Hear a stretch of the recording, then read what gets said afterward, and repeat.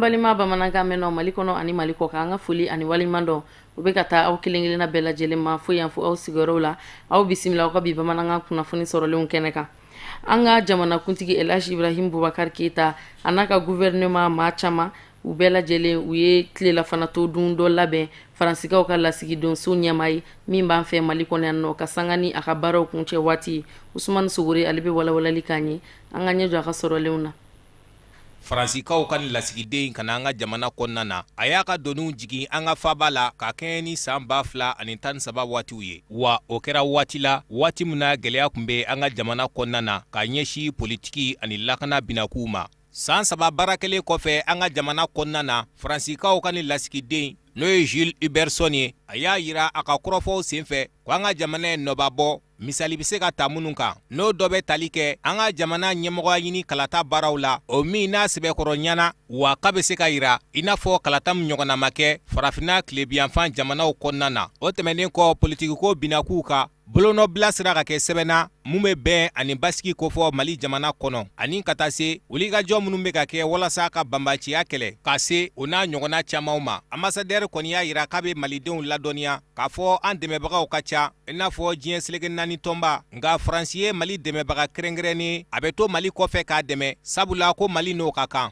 An ka jamana gouvernement a ye foli ka kɛrɛnkɛrɛnnen ta k'a ɲɛsin Faransika ni lasigiden ma n'o ye Jules Iberson ye sabula a ka san 3 baara kɔnɔna na a ka wulikajɔw bɛnna walasa teriya ani dɛmɛ ka sinsin jamana fila ni ɲɔgɔn cɛ Mali ani Faransi. O foli kan kɛrɛnkɛrɛnnen minɛna ka bɔ an ka minisiri yɔrɔ la an ka minisiri mun ka baara bɛ ɲɛsin sɔrɔsiw ka koɲɛw ma ministre de la défense et des anciens combattants Abdoulaye Idrissa Maïga. An b'aw ladɔnniya k'a fɔ Faransika ni lasigiden a ka baara ɲumankɛw kama ani a ka hɔrɔnya walew kama an ka jamana gouvernement ye bonyamaseginka ye n'o de ye muru dilen a ma n'o bɛ fanga kofɔ an ka jamana kɔnɔ ani jɔnjɔn kɛrɛnkɛrɛnnen donnen a disi la ka bɔ an ka finitigilakaw yɔrɔ la.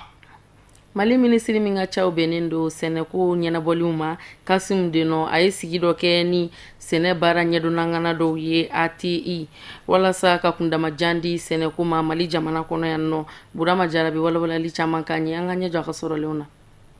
An ka minisiri min ka baaraw bɛnnen bɛ Mali sɛnɛko yakubayali baaraw ma Kassim Denɔ ale ye lajɛ kɛ ni cakɛjɛkulu ye minnu ni olu ka baara bɛnnen bɛ dugukolo labɛncogo ani ji walankatali cogo sɛnɛ bunakun ka Mali kɔnɔna la. N'an ko ma agence d'aménagement des terres et des fournitures de l'eau d'irrigation ni an ko ma ATI minisiri kɔni y'a yira o jɛkulu ɲɛmaa na k'a fɔ olu ye danaya taga dɔw kan yaasa sɛnɛkɛyɔrɔw ka labɛn i n'a fɔ jamana ɲɛmaaw ka laɲini ye a ye cogo min jamana sɛnɛ ka se ka kunnamaba sɔrɔ don n'a nataw kɔnɔna la. A ko o hukumu kɔnɔna la hectare miliyɔn 43 bɔɲango k'o kɔni ye dugukolo ye minnu ni o bɛ se ka labɛn don n'a nataw kɔnɔna la yaasa sɛnɛkɛyɔrɔ kuraw olu bɛ se ka sɔrɔ jamana kɔnɔna la cogo min. A ko wa miliyɔn 2 ani buruburu 2 bɔɲango o jiboli siraw fana bɛ se ka labɛn minnu ni o bɛ se ka kɛ nɔgɔya da ye jiko nasira fɛ sɛnɛkɛyɔrɔw la sɛnɛkɛlaw ma. A ko jamana ɲɛmɔgɔ hakilina de ye k'a fɔ a ko o sɛnɛkɛyɔrɔ kura minnu ni olu bɛna labɛn ATI fɛ olu ka kɛ yɔrɔ ye denmisɛnw bɛ se ka sigi yɔrɔ min ni ka sɛnɛ yakubaya kosɛbɛ jamana kɔnɔna la. A ko o sɛnɛkɛyɔrɔ kura ninnu u bɛna o de wele Nouveau Village d'Agricole NVA.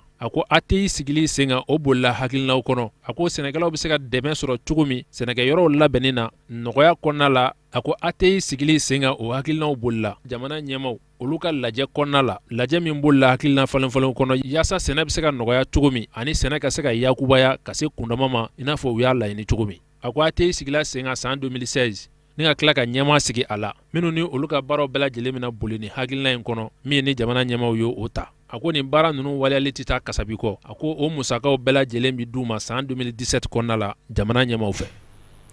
Bɛnkan sɛbɛn dɔ bolonɔbilala diɲɛ seleke naani wari bonba o ɲɛmayaso ani Mali minisiri ni ɲɔgɔn cɛ. Mali minisiri min n'o ka ca bɛnnen don sɔrɔ bosoni ani musakakow ɲɛnabɔli ma sefa wari miliyari 25 o de bɛna ta ka don dɛmɛɲɔgɔnya da fɛ Mali jamana walasa a bɛ se ka kɛ a yɛrɛ ta ye. Usumani Sogore a bɛ walawalali k'an ye an ka ɲɛ jɔ a ka sɔrɔlenw na. Banque mondiale ye dafali kɛ a ka nafolo dita la walasa ka ji sanuman sɔrɔli nɔgɔya an ka jamana dugubaw kɔnɔna na n'a bɛ wele ko projet de Kabala. A ka nafolo dita in a kuntalaw bɛ taa jɔ fo dolari wari miliyɔn 50 la n'o kan ka bɛn an ka sefa wari miliyari 25 ma wa nin baara in bɛna ta ka ɲɛsin an ka duguba 6 de ma n'o ye Ɲoro, Kita, Selenge, Buguni, Markala ka taa se Gao ma walasa ka nin baara belebeleba in kɛ bonya ani wasa kɔnɔna na a ko bɛɛ lajɛlen tara ka di an ka jamana cakɛda dɔ de ma Société malienne de patrimoine de l'eau SOMAPEP. Cakɛda in ɲɛma ka fɔ la n'o ye Adama Cɛmɔgɔ Jara ye. A y'a yira ko ni projet in bɛna kɛ sababu ye ka ji sanuma lase ni 300,000 de ma u ka sigidaw la. Wa a y'a yira tuguni k'u na fɛɛrɛw bɛɛ tigɛ walasa nin baara ninnu ka se ka daminɛ nin yɔrɔ kofɔlen ninnu na a kuma la. Nka mun bɛ tali kɛ an ka jamana faaba taw la Bamakɔ, o baaraw bɛ sen kan ka ban. An ka jamana minisiri mun ka baara bɛ ɲɛsin kuranko ani jikow ma, Malik Al-Hussein, ministre de l'énergie et de l'eau, ale fana y'a yira a ka kɔrɔfɔw la ko Banque mondiale ka nin baara in bɛna kɛ sababu ye ka dafali kɛ musakaw bɔtaw la ka ɲɛsin Kabalaji bondo ma, station de pompage de Kabala, ani ka laban ka ji bondo in yɛrɛ sinsin. Minisiri y'a yira tuguni ko nin baara in n'o ye projet in ye a daminɛna san 2013 2013 wa a bɛ taa ba san 2018 2018 wa ko baara kofɔlen ninnu mana se ka kɛ ka ban n'u waatiw ye an bɛ taa se san 2018 ma waati min na gɛlɛya o gɛlɛya b'an ka jamanadenw na jiko ta fan fɛ o na kɛ o bannenw ye. An b'aw ladɔnniya k'a fɔ nin baara in n'o ye projet d'alimentation en eau potable de Kabala ye a bɛ deli ka dɛmɛw sɔrɔ waati tɛmɛnenw la mun kuntala bɛ taa jɔ fo sefa wari miliyari 40 ma ka bɔ Banque mondiale yɔrɔ la ani dɛmɛbagajɛkulu wɛrɛw. Wa a laɲini tɛ dɔwɛrɛ ye fo ka siraw bɔ yaasa dugudenw na ji sanima caman sɔrɔ. San'an ka bi bamanankan kunnafoni sɔrɔlen kun cɛ an b'an kunda diɲɛ fan wɛrɛ kibaruyaw la sɔrɔli kan. Burama Jara a bɛ bi walawalali k'an ye an ka ɲɛ jɔ a ka sɔrɔlenw na.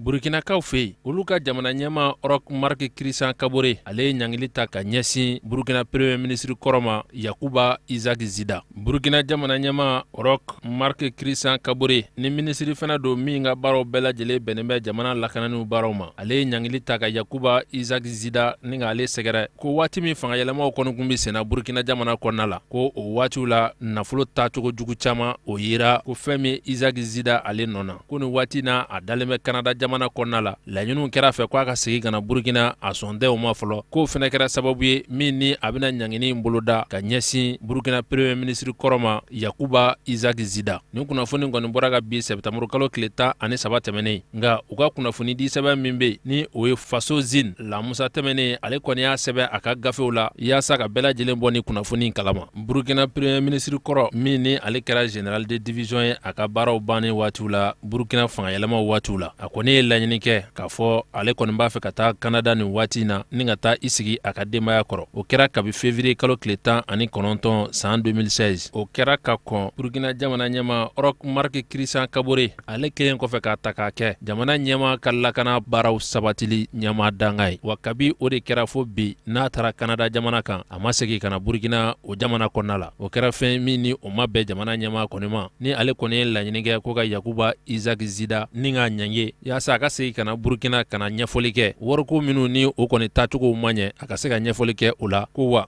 ale ka ɲangini kɔnɔna la a y'a k'i b'a fɔ maa bolilen don ni ka tida Canada jamana kan waati min ni jamana lafiyalen don. Ɲangini laɲini bɛ boli hakilina kɔnɔ o de ye k'a fɔ jamana ɲɛmaw jɛna n'a ye k'a fɔ a ka taa a ka denbaya kɔrɔ Canada jamana kan waati min dira a ma ko o waati kɔni dafara kabi juin kalo tɛmɛnen ko Yakuba Isaac Zida Burukina premier ministre kɔrɔ ko ni a kɔni mana Burukina kana ɲɛfɔli kɛ nin wale ninnu na minnu ni o ye k'a nɔ minɛ Burukina o jamana kɔnɔna la k'a ka ni ɲangini kɔnɔna ta ni ka taa di kiritigɛlaw ma olu bɛ se k'a ka kiri tigɛ cogo min Burukina o kɔnɔna la.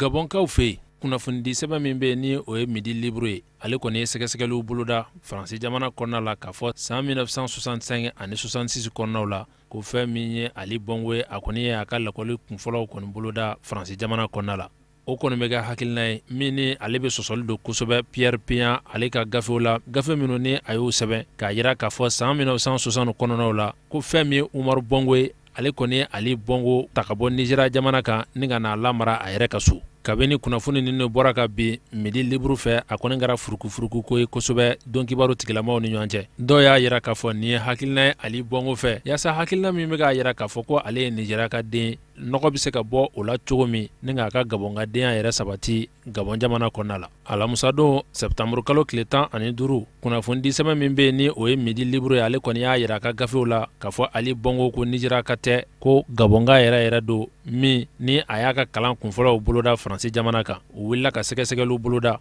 ka taa se Ali Bongo ka karamɔgɔw ani kalanden minnu ye kalan kunfɔlɔw boloda ɲɔgɔn fɛ Faransi ni ka ɲininkali ta ka olu sɛgɛrɛ. O ye maa sɔrɔ i n'a fɔ Brigitte Mba ani ka taa se Zorama. Olu kɔni y'a yira k'a fɔ Ali Bongo ni kalan kuncɛ waatiw kun sera fɛn min ye a ka cɛkɔrɔba ye Umaru Bongo ko o kun bɛna sɛgɛrɛ Faransi jamana kan. K'a kun b'a yira olu la k'a fɔ a fa de ye Ali Bongo ye. Ko olu kɔni kun dabali bɛ ban o la kosɛbɛ ni ka sabu kɛ o waati Faransi jamana kɔnɔna la a kun ka gɛlɛ kosɛbɛ jamana ɲɛmaaden ani olu ka se ka sigi ka kalan kɛ yɔrɔ kelen na Faransi jamana o kɔnɔna la. A ko nka san 1965 kana bila 66 la ni sɛgɛsɛgɛliw y'a yira tigitigi k'a fɔ Ali Bongo ale y'a ka kalan kunfɔlɔw boloda Faransi jamana kɔnɔna la k'o bɛ kɛ sababu ye min ni o bɛ Pierre Péan ale ka gafew kɔni nkalontigiya kosɛbɛ k'a fɔ ko Ali Bongo ko Nigéria ka den don.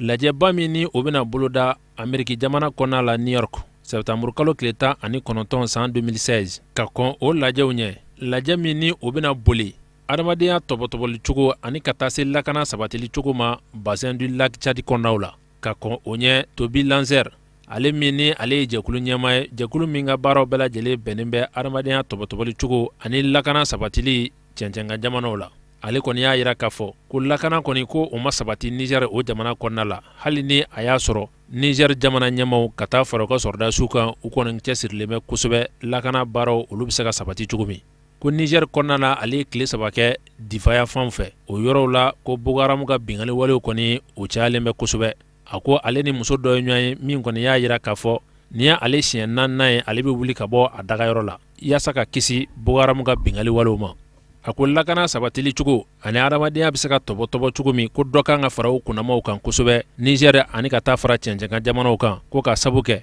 fɛn min ye bamanciw ye ni o ye Boko Haram ani a nɔnɔw ye ko olu ka bingali walew kɔni cayalen bɛ kosɛbɛ ni jamana kofɔlen ninnu na. A ko a bɛ maa siran ka sabu kɛ maa 9,000,000 bɔɲanko olu bɛɛ de ye kɔlɔlɔ sɔrɔ ni ka sababu kɛ bamanci ninnu ka bingali walew ye ni jamana kofɔlen ninnu na. A ko o bɛɛ kɔfɛ fɛn min ye tile damadama bɔɲanko denmisɛn 45 bɔɲanko olu bɛɛ kan ka kalan siraw ta sɔɔni. A ko o ye fɛn min bɛ maa siran kosɛbɛ ka sababu kɛ lakana o ma sabati Niger o jamana kɔnɔna la nin waati in na.